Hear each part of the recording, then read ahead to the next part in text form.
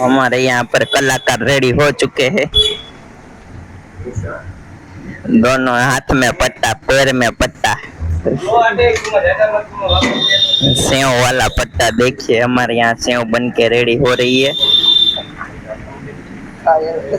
आंसू ये क्या कर दिया? ऐसे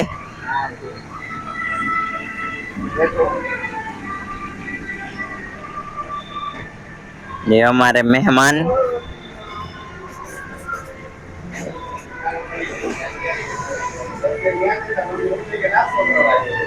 कहिए गाप